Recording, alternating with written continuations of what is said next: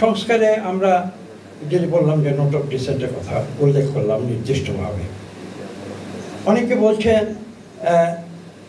সরকারের পক্ষ থেকেও দেখি বক্তব্য আসে যে আমরা অনেক কিছুতে একমত হয়ে গিয়েছি, আর দু একটা বিষয় রয়েছে এখানে একমত হয়ে গেলে অসুবিধা কি।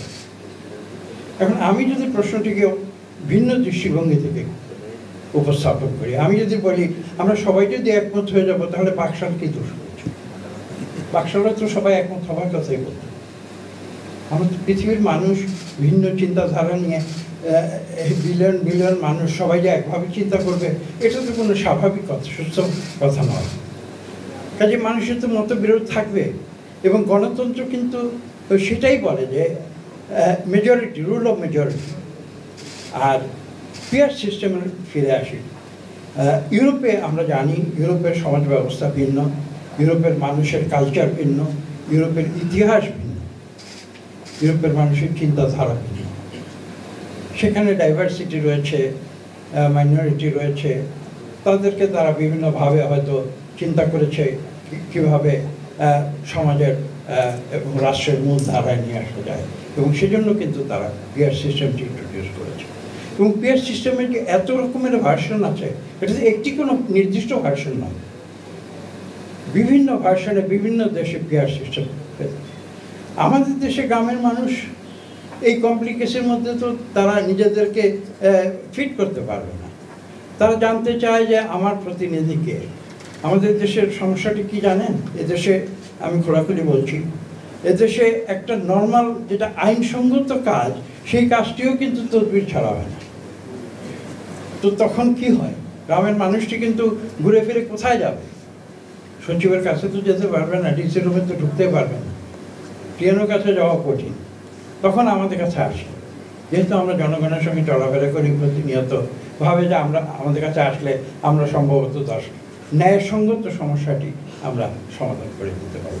আমি অন্যায় আবদারের কথা বলছি না, ন্যায়সঙ্গত সমস্যার সমাধানের জন্যও কিন্তু বাংলাদেশ মানে কোনো কাজ হয় না এখানে। কারণ এখানে ব্যুরোক্রেসি এত শক্তিশালী। আমি মাঝে মাঝে বলি যে জেলা প্রশাসক এই নাম কোথা থেকে আসে?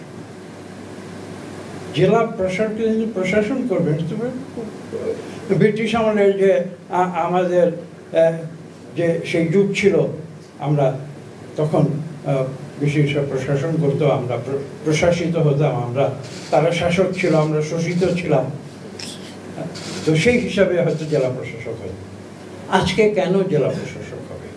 আমি যদি সংবিধানের যে টার্মটা আছে সেটা যদি আমি উল্লেখ করি, সেখানে বলা শব্দটি ব্যবহৃত হয়েছে পাবলিক সার্ভেন্ট।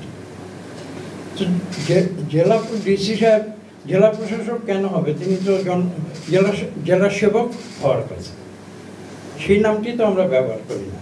কিন্তু এখন জেলা প্রশাসক তো, আপনারা রাজধানীতে থাকেন, জেলা প্রশাসকের যে দুর্দান্ত প্রতাপ, সেটা হয়তো আপনারা উপলব্ধি করতে পারেন না সবসময়।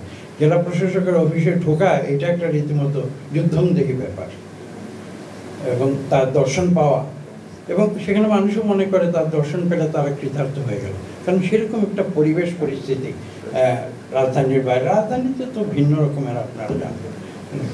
তো কাজে ওই যে আমি যেটা বলছিলাম যে পিআর, তো পিআর করতে গেলে তো মানুষ জানবে না যে তার প্রতিনিধি, এবং কাকে ভোট দিচ্ছে, কে এমপি হচ্ছে, কিছু বুঝতে পারবে না। এইসব বাংলাদেশের মানুষ এটা গ্রহণ করেনি, করবে না। কাজে এখানে আর দীর্ঘ আমার মনে হয় খুব আলোচনা, আর যেটা বললাম যে ইটস এ কমপ্লিকেটেড প্রসেস, আমার মনে হয় না যে আমাদের দেশের মানুষ সেই কমপ্লিকেটেড প্রসেসের জন্য এখনও মানসিকভাবে বা তাদের যে কী বলবো, তাদের ইন্টেলেকচুয়াল দিক থেকে তারা যে প্রস্তুত হয়ে গিয়েছে, সেটা হয়তো নাও হতে পারে।